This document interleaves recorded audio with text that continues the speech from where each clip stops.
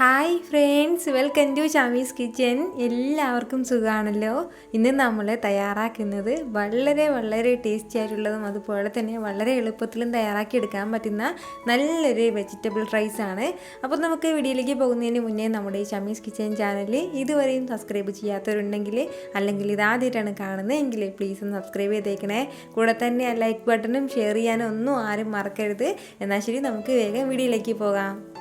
വളരെ സിമ്പിളായിട്ട് എളുപ്പത്തിൽ തയ്യാറാക്കി എടുക്കാൻ പറ്റുന്നതാണ് നമുക്ക് ഈ വെജിറ്റബിൾ റൈസ്. അപ്പോൾ അതിന് വേണ്ടിയിട്ട് നമ്മളിപ്പോൾ ഏത് കടായിലാണോ നമ്മൾ വെജിറ്റബിൾ റൈസ് തയ്യാറാക്കി എടുക്കുന്നത് ആ ഒരു അളവിനുള്ള പാത്രം ഞാനിപ്പോൾ എടുത്തിട്ടുണ്ട്. അപ്പോൾ അതൊന്ന് ചൂടായി വരുമ്പോഴത്തേക്കും അതിലേക്ക് നമുക്ക് ഒരേ ഒരു ടീസ്പൂൺ അളവിൽ സൺഫ്ലവർ ഓയിൽ ചേർത്ത് കൊടുക്കാം. വെളിച്ചെണ്ണ ആവശ്യമില്ല, സൺഫ്ലവർ ഓയിൽ തന്നെ മതിയാവും. എണ്ണ ഒന്ന് ചൂടായി കഴിഞ്ഞാൽ പിന്നെ നമുക്കിതിലേക്ക് വേണ്ടത്, ഞാനിപ്പോൾ ഒരു 3 വെളുത്തുള്ളി അല്ലി എടുത്തിട്ടുണ്ട്. വലിയ വെളുത്തുള്ളി അല്ലിയിലാണ് 3 എടുത്തിട്ടുള്ളത്. ചെറുതാണെന്നുണ്ടെങ്കിൽ ഒരു 5 എടുക്കണം. അപ്പോൾ അത് നമുക്കിതിലേക്ക് ചേർക്കാം. അതുപോലെ തന്നെ നമുക്ക് വേണ്ടതാണ് ഒരു ചെറിയൊരു പീസ് അളവിൽ ഇഞ്ചി എടുത്തിട്ടുണ്ട്, അതുകൂടി.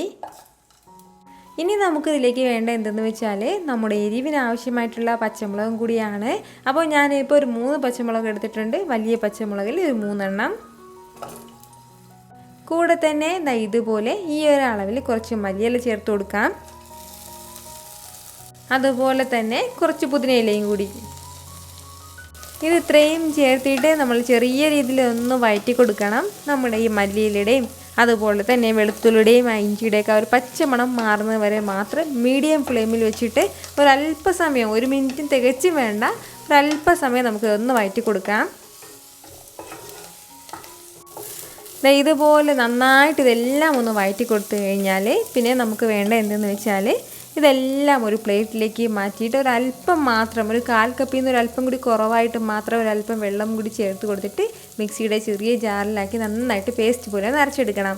അപ്പോൾ ശരി, ഞാനിപ്പോൾ ഒരു പ്ലേറ്റിലേക്ക് ഇത് മാറ്റിയാണ്. ഇതുപോലെ ഞാനിപ്പോൾ ഒരു പ്ലേറ്റിലേക്ക് മാറ്റിയിട്ടുണ്ട്. ഇനി നമുക്ക് പെട്ടെന്ന് തന്നെ ബാക്കി കാര്യങ്ങൾ കൂടി ചെയ്തെടുക്കാം. ഇനി നമുക്ക് വേണ്ടത് അതേ സെയിം കടായിലേക്ക് തന്നെ ഞാനിപ്പോൾ 1 സ്പൂൺ അളവിൽ നെയ്യ് എടുത്തിട്ടുണ്ട്. അത് നമുക്ക് ചേർത്ത് കൊടുക്കാം. നെയ്യ് ചേർത്ത് കൊടുത്തു കഴിഞ്ഞാൽ പിന്നെ നമുക്കിതിലേക്ക് വേണ്ടത് ഒരു 4 ഗ്രാമ്പു, ഒരു ചെറിയൊരു പീസ് അളവിൽ കറുവാപ്പട്ട, അതുപോലെ തന്നെ 2 ഏലയ്ക്ക. അപ്പോൾ അതുകൂടി ചേർക്കുകയാണ്. ഇത് ഇത്രയും ചേർത്തിട്ട് ചെറിയ രീതിയിൽ നമുക്ക് ഒന്ന് വഴറ്റി കൊടുക്കണം.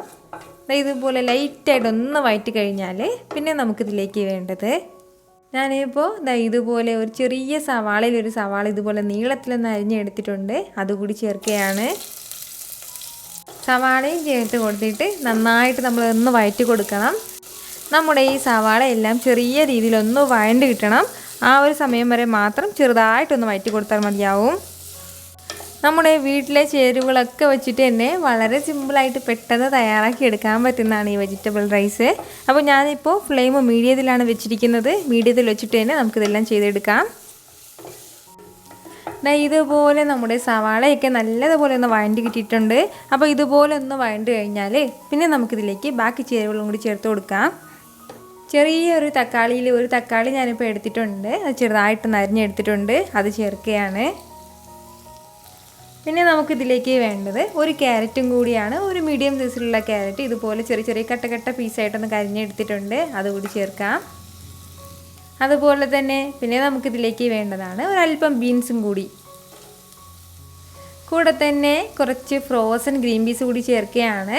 അപ്പോൾ ഇനി ഇതിൽ ഏതെങ്കിലും വെജിറ്റബിൾസ് നമ്മുടെ കയ്യിലില്ല എന്നുണ്ടെങ്കിൽ നമുക്കിത് സ്കിപ്പ് ചെയ്യാൻ പ്രശ്നമൊന്നുമില്ല. അപ്പോൾ ഈ വെജിറ്റബിൾസ് എല്ലാം ചേർത്ത് കൊടുത്തിട്ട് നല്ലതുപോലെ നമ്മൾ ഒരു 1.5 മിനിറ്റ് വരെ നന്നായിട്ടൊന്ന് വഴറ്റിയെടുക്കണം. മീഡിയം ഫ്ലെയിമിൽ വെച്ചിട്ട് നല്ലതുപോലെ ഒന്ന് വഴറ്റിയെടുത്താൽ മതിയാവും. ഇതുപോലെ ചെറിയ രീതിയിൽ നമ്മളിതൊന്ന് വഴറ്റിയെടുത്ത് കഴിഞ്ഞാൽ പിന്നെ നമുക്കിതിലേക്ക് വേണ്ടത് നമ്മൾ നേരത്തെ അരച്ച് മാറ്റി വെച്ചിരുന്ന നമ്മുടെ മസാല പേസ്റ്റും കൂടിയാണ്. അപ്പോൾ അതുകൂടി ചേർക്കുകയാണ്. അപ്പോൾ ഇതിലേക്ക് ചേർക്കുന്ന വെള്ളത്തിൻ്റെ അളവ് കറക്റ്റായിട്ട് ഓർമ്മയിൽ നിൽക്കണം. അതായത് ഞാനിപ്പോൾ ഒരു 1/4 കപ്പ് അളവിലാണ് ഇതിലേക്ക് വെള്ളം ചേർത്തിട്ടാണ് നന്നായിട്ടൊന്ന് അരച്ചെടുത്തിട്ടുള്ളത്. അപ്പോൾ ഇനി നമുക്ക് ഇതിൻ്റെ കൂടെ വേണ്ടത് 1 ടീസ്പൂൺ അളവിൽ മല്ലിപ്പൊടിയും കൂടിയാണ്. അപ്പോൾ അതും ചേർക്കാം. ഇത്രയും ചേർത്ത് കൊടുത്തിട്ട് ഇതെല്ലാം കൂടി നന്നായിട്ടൊന്ന് മിക്സ് ചെയ്തെടുക്കണം. നമ്മൾ നേരത്തെ അരച്ച് മാറ്റി വെച്ചിരിക്കുന്ന നമ്മുടെ മസാല ഗ്രേവിയെല്ലാം നന്നായിട്ട് നേരത്തെ വഴറ്റി എടുത്തിട്ടുള്ളതാണ്. അതിൻ്റെ പേരിൽ ഒരുപാട് സമയം ഇട്ട് വഴറ്റേണ്ട ആവശ്യമില്ല. ഇതുപോലെ ചെറിയ രീതിയിൽ ഇതെല്ലാം കൂടി ഒന്ന് മിക്സ് ചെയ്ത് കൊടുത്താൽ മാത്രം മതിയാവും. അപ്പോൾ ഇതുപോലെ ഒന്ന് മിക്സ് ചെയ്ത് എടുത്തു കഴിഞ്ഞാൽ പിന്നെ നമുക്കിതിലേക്ക് അരി കൂടി ചേർക്കാം. ഞാനിപ്പോൾ ഈ ഒരു രീതിയിലാണ് അരി എടുത്തിട്ടുള്ളത്. ബസ്മതി റൈസാണ് എടുത്തിട്ടുള്ളത്.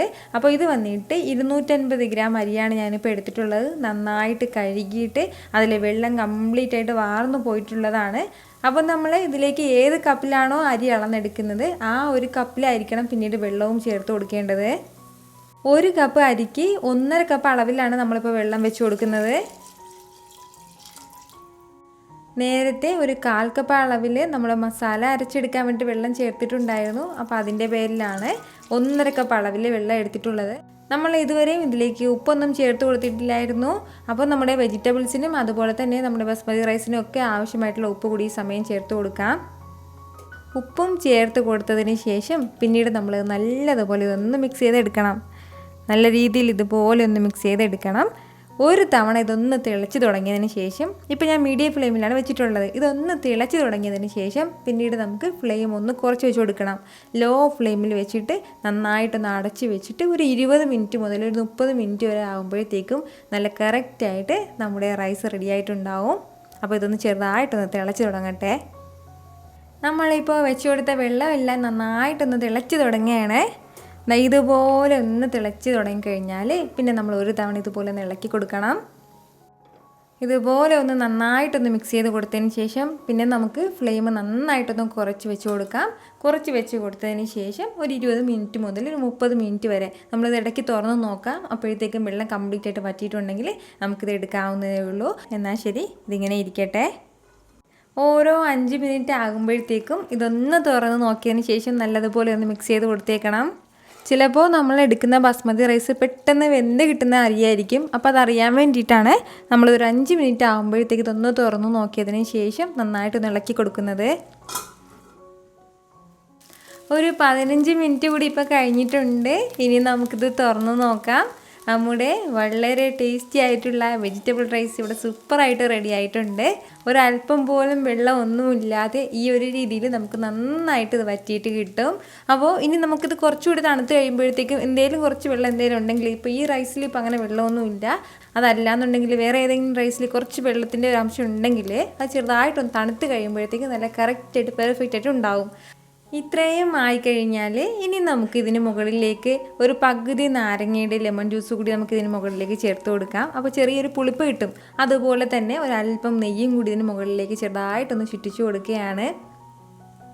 ഇത്രയും ആയിക്കഴിഞ്ഞാൽ നമ്മുടെ വളരെ വളരെ ടേസ്റ്റി ആയിട്ടുള്ള വെജിറ്റബിൾ റൈസ് ഇവിടെ റെഡി ആയിട്ടുണ്ട്. ഉറപ്പായിട്ട് നിങ്ങളെല്ലാവരും ഒന്ന് ട്രൈ ചെയ്ത് നോക്കിയേക്കണം. ഇതിൻ്റെ കൂടെ ഇനി പ്രത്യേകിച്ച് കഴിക്കാനായിട്ട് വേറെ ഒന്നിൻ്റെ ആവശ്യമില്ല. നല്ലൊരു തൈര് സാലഡ് ഉണ്ടെങ്കിൽ അത് തന്നെ മതിയാവും. അല്ലാന്നുണ്ടെങ്കിൽ നമുക്ക് നല്ല ബീഫ് റോസ്റ്റൊക്കെ നല്ല ബെസ്റ്റ് കോമ്പിനേഷനാണ്. ബീഫ് റോസ്റ്റിൻ്റെയൊക്കെ റെസിപ്പി ഞാൻ മുമ്പ് അപ്ലോഡ് ചെയ്തിട്ടുണ്ടായിരുന്നു. ഇതുവരെയും കണ്ടിട്ടില്ല എന്നുണ്ടെങ്കിൽ ഉറപ്പായിട്ട് നിങ്ങളതൊന്ന് കണ്ട് നോക്കിയേക്കണം.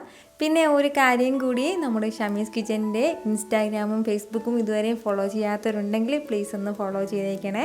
വീണ്ടും നല്ലൊരു ഉഷാറ് വീഡിയോ ആയിട്ട് വരുന്നവരേക്കും എല്ലാവരും ഹാപ്പി ആയിട്ടിരിക്കുക, സന്തോഷമായിട്ടിരിക്കുക, എല്ലാവരും സേഫ് ആയിട്ടിരിക്കണം. Take care friends.